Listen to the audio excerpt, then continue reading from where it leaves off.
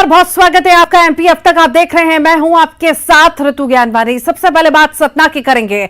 बड़ा इटमा पंचायत में शराब बैन हुई है। बड़ा इटमा पंचायत में सामूहिक फैसला लिया गया है। गांव में शराब बेचने और पीने पर पाबंदी रहेगी। ग्राम सभा में प्रस्ताव पास हो चुका है। नियम के उल्लंघन पर 10,000 का जुर्माना भरना होगा। तो ये बड़ी खबर इस वक्त आपको बता रहे हैं। बड़ा इटमा पंचायत में शराब बैन की जा चुकी है। बड़ा इटमा पंचायत में सामूहिक ये फैसला लिया गया है। गांव में शराब बेचने और पीने पर पाबंदी रहेगी। ग्राम सभा में प्रस्ताव पास हो चुका है। बता दें आपको कि नियम के उल्लंघन करने पर 10,000 का जुर्माना भरना होगा।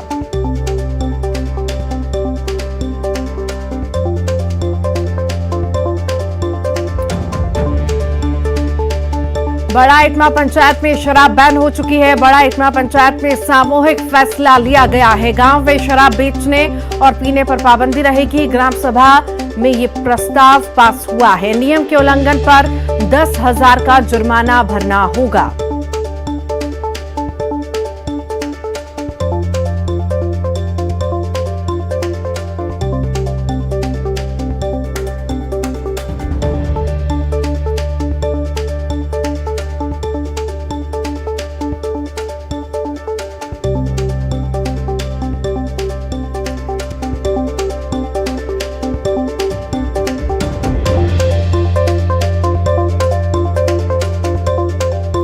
और ज्यादा जानकारी के लिए इस पर शिवेंद्र हमारे साथ जुड़ गए हैं। शिवेंद्र, बड़ा इटमा पंचायत में शराब बैन हो चुकी है।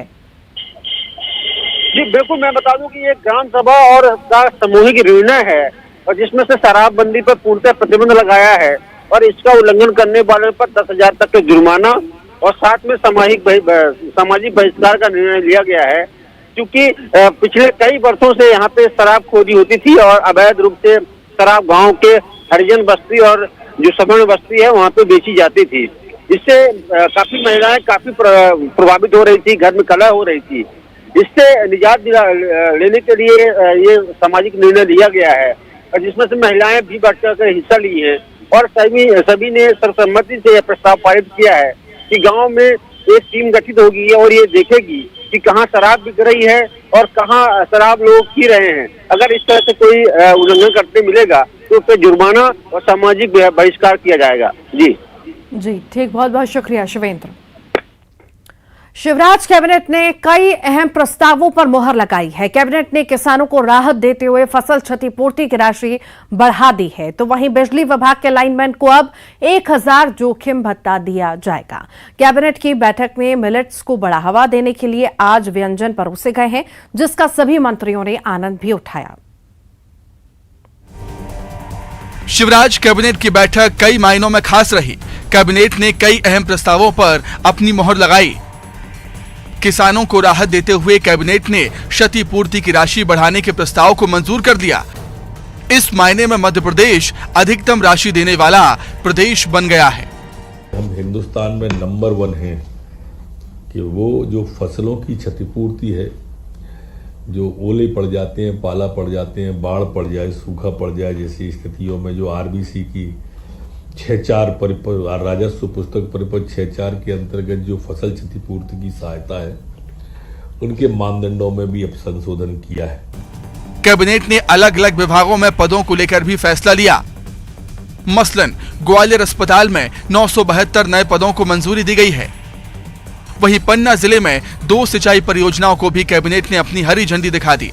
राजस्व न्यायालयों में काम में तेजी लाने और पेपरलेस काम को बढ़ावा देने के लिए कैबिनेट ने कंप्यूटरीकरण के लिए राशि मंजूर कर दी है। इसके लिए 5 सालों के लिए 7,000 करोड़ रुपए मंजूर किए गए हैं। दूसरे फैसलों की बात करें तो कैबिनेट ने इंदौर में अहिल्या देवी स्मारक के लिए बिना शुल्क की जमीन देने का फैसला लिया है। वहीं नगरीय निकायों में 45 नए दीनदयाल रसोई केंद्रों को भी मंजूरी दी है। इससे गरीबों को सस्ते में खाना उपलब्ध हो सकेगा। वहीं बिजली विभाग में लाइनमैन के लिए कैबिनेट ने जोखिम भत्ता देने का फैसला भी लिया है। हमारी विद्युत वितरण कंपनियों में ये अपन मर्सी से भी जुड़ा मामला है। हमारी जो कंपनियों में आउटसोर्स के माध्यम से जो लाइनमैन का काम करते थे हमारे भाई, उन लाइनमैनों को विपरीत परिस्थितियों में जोखिम वाले काम भी करना पड़ते थे उन्हें कई तरह के ग्लव्स वगैरह भी मिलते थे। ऐसे सभी लाइनमैन जो मध्य प्रदेश के अंदर थे, इन सबको जोखिम भत्ता के नाम पर 1000 रुपया और दिए जाने का मध्य प्रदेश की कैबिनेट के द्वारा तय किया गया है। कैबिनेट की बैठक के दौरान मिलेट से बने व्यंजन परोसे गए। मंत्रियों को मिलेट से बने बिस्किट, सैंडविच, कटलेट, बाजरा खिचड़ा और खीर परोसी गई। सीएम ने सभी मंत्रियों से मिलेट्स को बढ़ावा देने की अपील की है। सीएम शिवराज ने कमलनाथ के बयान पर पलटवार करते हुए करारा हमला बोला। सीएम ने कहा, जाकी रही भावना जैसी, कमलनाथ तो हाय हाय ही करेंगे। अकेले रीवा में गेहूं का उत्पादन 4.5 गुना हो चुका है। कमलनाथ का खेती से कोई वास्ता नहीं। तो वहीं प्रदेश के विकास को लेकर बोले कि जलने वाले जलते रहेंगे। हमारी सरकार चुनाव देखकर काम नहीं करती, फिर चाहे महाकाल लोक की बात हो या फिर सलकनपुर लोक बनाने की बात। इसके अलावा सीएम ने कहा, महाकाल लोक के बाद राम राजा लोक भी बनेगा। दतिया में मां पीताम्बरा का भव्य कॉरिडोर बनेगा और जाम सावली में हनुमान लोक भी बनेगा।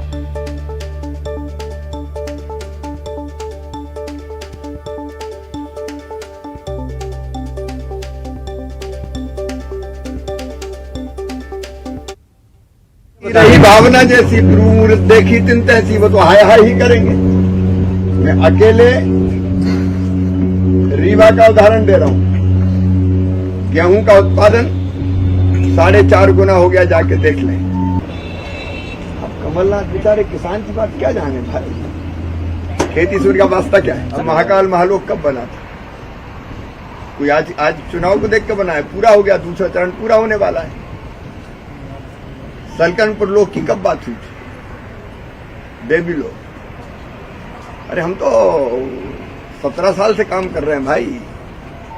4 लाख किलोमीटर सड़कें कोई चुनाव देख के बनाई क्या? विकास तो होता तो भारतीय जनता पार्टी के। अब ऐसा थोड़ी कभी मैं विकास बंद कर दूं। विकास बंद नहीं होगा, विकास जारी रहेगा। जलने वाले जला कर। अब मध्य प्रदेश में तो महाकाल महालोक के बाद राम राजा लोक भी बनेगा, वनवासी राम लोक भी बनेगा। देवी लोक सलकनपुर में, मां पीताम्बरा जहां विरासती दतिया में भाभी कॉरिडोर बनेगा। अलग अलग स्थानों पर जाम सावली में हनुमान लोक भी बनेगा। भोपाल से बड़ी खबर है। 26 अप्रैल को सीएम शिवराज का कर्नाटक का दौरा है। कर्नाटक की 3 विधानसभा सीटों पर प्रचार करेंगे। रामदुर्गा विधानसभा में बीजेपी प्रत्याशी के पक्ष में वोट भी मांगेंगे। बेलगावी की गोकक सीट के लिए भी प्रचार प्रसार होगा। चिक्कोडी जिले के हुक्केरी विधानसभा क्षेत्र में भी जनसभा होगी। कर्नाटक चुनाव के लिए स्टार प्रचारक हैं सीएम शिवराज।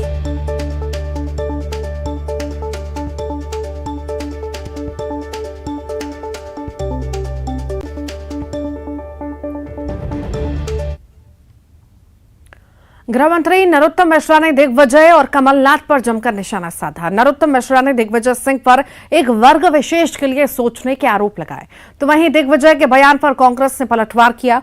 कांग्रेस ने कहा कि दिग्विजय और कमलनाथ की जोड़ी से बीजेपी को डर है।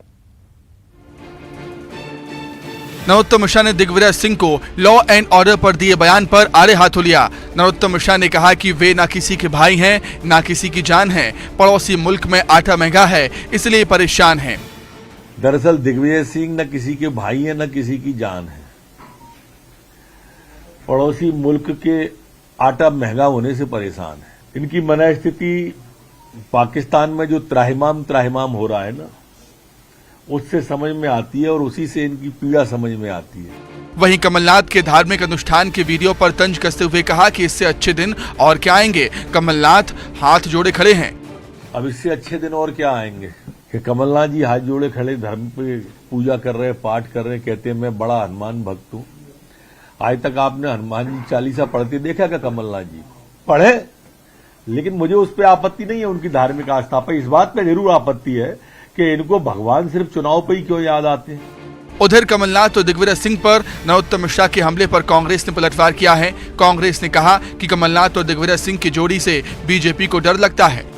कमलनाथ जी और दिग्विजय सिंह जी की जोड़ी से बहुत डर लगता है भारतीय जनता पार्टी को, इसीलिए इस तरह की बयानबाजियां करना है। दिग्विजय सिंह जी ने एक ट्वीट, किसी दूसरे व्यक्ति ने जो ट्वीट किया तो उस पर सहमति जताई अपनी, और ये कहा कि एक पक्षीय कार्रवाई जो होती है वो सही नहीं है, अनुचित है। अगर पत्थर फेंके जा रहे हैं, जिस तरफ से फेंके जा रहे हैं दोनों तरफ कार्रवाई होनी चाहिए। अगर निष्पक्ष कार्रवाई की मांग करना आज यहाँ पर पाकिस्तान से जोड़ देने की वजह बन जाए तो फिर नरोत्तम जी को सोचना चाहिए कि उनके राज के अंदर क्या लॉ ऑर्डर रह जाएगा।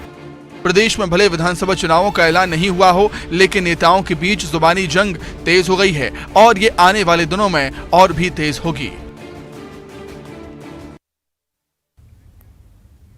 प्रतिबंधित संगठन पीएफआई से जुड़े लोगों पर एनआईए ने शिकंजा कसा है। एमपी समेत देश भर में करीब 17 लोकेशन पर छापेमारी की है। रतलाम में एनआईए ने सूफा संगठन से जुड़े लोगों की प्रॉपर्टी की जांच की। बीते साल 28 मार्च को निम्बाहेड़ा में 3 लोगों से संदिग्ध पाउडर मिला था, जिसमें विस्फोट की साजिश रची हुई थी। अब तक सूफा के 6 लोग गिरफ्तार किए जा चुके हैं। एनआईए अब फाइनेंशियल लिंक तलाश रही है, तो वहीं उज्जैन में भी एनआईए की टीम पहुंची और कुछ लोगों से पूछताछ की है।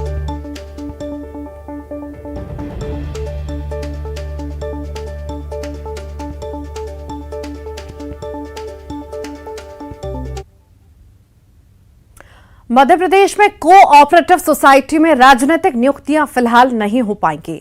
हाईकोर्ट के ग्वालियर बेंच ने ये बड़ा आदेश देते हुए सोसाइटी में होने वाली नियुक्तियों पर रोक लगा दी है। कोऑपरेटिव सोसाइटी को लेकर दायर जनहित याचिका की सुनवाई करते हुए हाईकोर्ट ने सरकार को नोटिस जारी किया। दरअसल हाईकोर्ट के ग्वालियर बेंच में कोऑपरेटिव सोसाइटी के चुनाव को लेकर एक जनहित याचिका दायर की गई थी, जिसमें दलील दी गई कि कोऑपरेटिव सोसाइटी के बैंकों में चुनाव नहीं होने से भ्रष्टाचार बढ़ रहा है। न्यायालय में पीआई इस बात की लगाई थी कि भारत के संविधान में भी ये व्यवस्था है कि 6 महीने से ज़्यादा कोई भी कोऑपरेटिव सोसाइटी में प्रशासक नियुक्त नहीं होना चाहिए। इसमें 10-10, 15-15 साल हो गए। तो माननीय उच्च न्यायालय ने गंभीरता से लिया है, मध्य प्रदेश शासन को नोटिस जारी किए। हमारी ये भी प्रार्थना थी कि इसमें प्रशासक नियुक्त न किए जाएं जब तक हमारी पिटीशन पेंड। मध्य प्रदेश हाई कोर्ट के ग्वालियर बेंच ने स्वर्ण नदी को सौंदर्यीकरण को लेकर दिए आदेश का पालन नहीं किए जाने पर नाराजगी जताई। कोर्ट ने बहस के दौरान टिप्पणी करते हुए कहा कि क्या अब नदियों के सौंदर्यीकरण के लिए हमें कहना पड़ेगा? इसके लिए सरकार को खुद से काम करना चाहिए। हाई कोर्ट ने सुनवाई के दौरान अतिरिक्त महाधिवक्ता से कहा कि अधिकारियों से कहें कि वे अपनी आदतें सुधारें और कुछ काम करें, नहीं तो हमें पता है कैसे काम लिया जाता है। कुछ ऐसा करें जिससे ग्वालियर के लोगों का भला हो। कोर्ट ने शासन को आदेश के पालन के लिए 7 दिन का समय दिया है।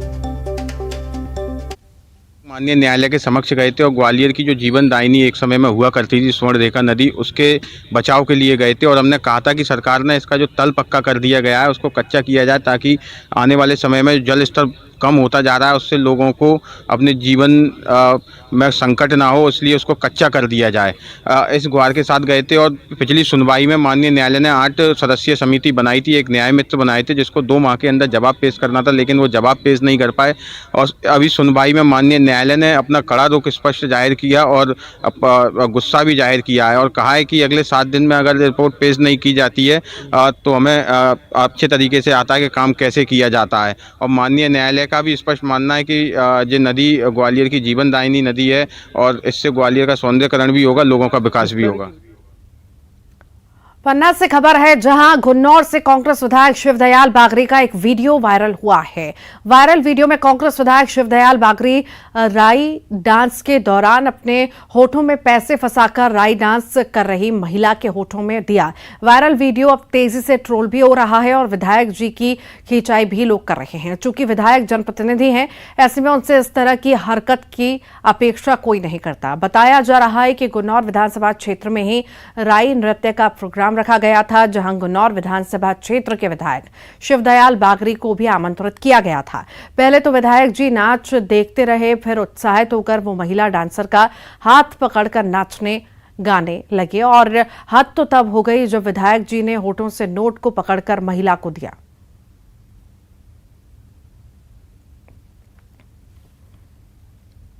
संविदा स्वास्थ्य कर्मचारियों ने भूख हड़ताल शुरू कर दी है। जेपी अस्पताल में इन लोगों ने धरना दिया और सरकार से स्थायी नौकरी के साथ ही ईपीएफ और स्वास्थ्य बीमा देने की मांग की है।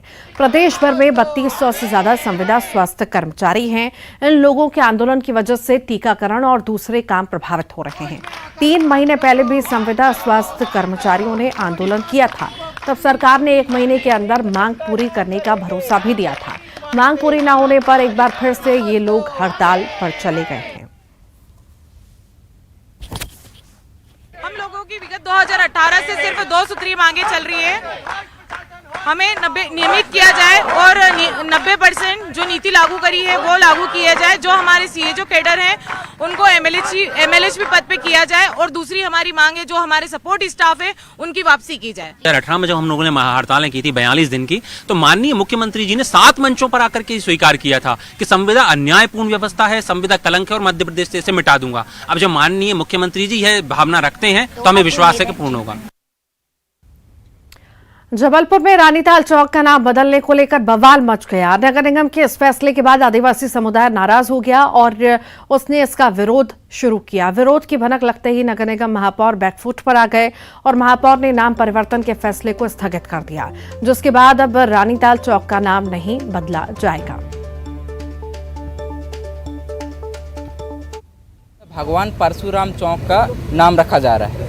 ये कहीं ना कहीं जो है हमारे ऐतिहासिक जो धरोहर थी, जो रानी दुर्गावती थी, उसी के नाम से जो है उस चौक का जो है निर्माण किया गया। तो उस नाम को जो है बनाया गया, उसी नाम से जाना जाता है। हम चाहते हैं कि जो हमारे गोंडवाना के जो धरोहर है, जो नाम ऐतिहासिक नाम है, उनके साथ छेड़छाड़ ना किया जाए, ताकि जो है हमारे जो आदिवासी समाज है, जो गोंडवाना संस्कृति समाज है, उनके जो है नामों को जो है धरोहर जिस प्रकार से पहले से रखा हुआ है उस वैसे ही जो है यथावत रहें और शासन प्रशासन जो है उनमें किसी प्रकार से जो है चेंजेस ना किया जाए।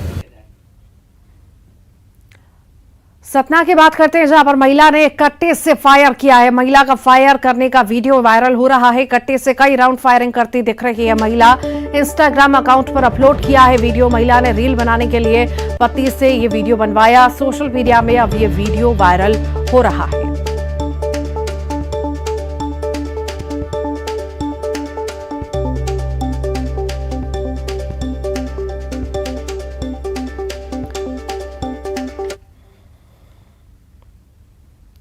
ग्वालियर की बात करेंगे, जहां एसपी ऑफिस में जनसुनवाई में पहुंचे एक युवक को धर्म परिवर्तन की धमकी दी है। युवक ने पुलिस अधिकारी पर प्रताड़ना का आरोप लगाया और कहा कि अगर कार्रवाई न हुई तो वो धर्म परिवर्तन कर लेगा।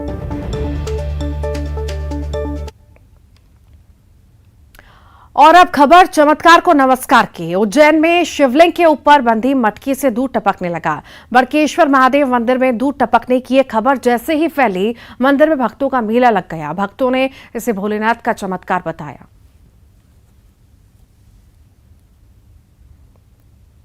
गर्मी का मौसम आने के साथ ही सांप नमी वाले ठंडे स्थानों में छिप जाते हैं, लेकिन जरूरी नहीं है कि ये स्थान जंगल का ही हो। यह आपके घर में पानी की टंकी भी हो सकती है। बैतूल के सारनी से एक ऐसा ही मामला सामने आया, जहां अंडर वाटर टैंक में 2 दामन सांप घुस गए। इसकी जानकारी मिलने के बाद परिवार में हड़कंप मचा। परिवार ने रेस्क्यू टीम को इसकी सूचना दी, जिसके बाद एक एकड़ टंकी के अंदर से सांप का रेस्क्यू किया जा सका। सर्व विशेषज्ञ आदिल खान ने सांप का रेस्क्यू कर उसे जंगल में छोड़ दिया।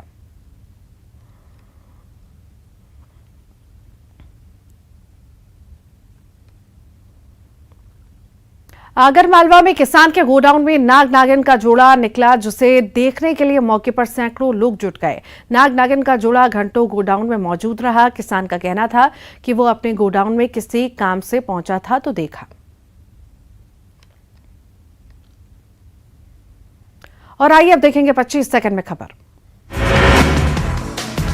26 अप्रैल को कर्नाटक के दौरे पर सीएम शिवराज। कर्नाटक की 3 विधानसभा सीटों पर करेंगे प्रचार। कर्नाटक चुनाव के लिए बीजेपी के स्टार प्रचारक है सीएम शिवराज। ग्वालियर में वन विभाग की अहम बैठक। कूनो नेशनल पार्क में चीतों की मौत और शिफ्टिंग को लेकर हुई बैठक। 1 महीने में 2 चीतों की मौत के बाद वन विभाग में हड़कंप। भोपाल में विधायक विश्राम गृह में लगी आग। विधायकों के विश्राम गृह में आग लगने से हड़कंप। मौके पर पहुंची फायर ब्रिगेड की टीम। सीएम शिवराज का बयान, भारत में हो रहा सांस्कृतिक पुनर्जागरण। केदारनाथ, काशी या महाकाल लोक कॉरिडोर इसका उदाहरण। सारी दुनिया में संदेश देने की है कोशिश। गृह मंत्री नरोत्तम मिश्रा का पूर्व मुख्यमंत्री पर निशाना। एक वर्ग विशेष के लिए सोचते हैं दिग्विजय सिंह। पड़ोसी मुल्क में आटा महंगा है, इसलिए परेशान। शिवराज कैबिनेट की बैठक में लोगों को पट्टा देने पर बनी सहमति। मिलेट्स को बढ़ावा देने पर सरकार का जोर। बैठक में परोसी गई मिलेट से बने आइटम्स। भोपाल में सीएम शिवराज ने किया पौधारोपण, जनता से भी की पेड़ लगाने की अपील, पर्यावरण के संरक्षण के लिए भी पौधारोपण को बताया जरूरी। कर्नाटक विधानसभा चुनाव के मद्देनजर पार्टियां एक्टिव, बेंगलुरु पहुंचे बीजेपी के प्रदेश अध्यक्ष विष्णुदत्त शर्मा। 2 दिन कर्नाटक चुनाव प्रचार में रहेंगे बीजेपी के प्रदेश अध्यक्ष वी डी शर्मा। और इसी के साथ ही एमपी अब तक के बुलेटिन में इतना ही।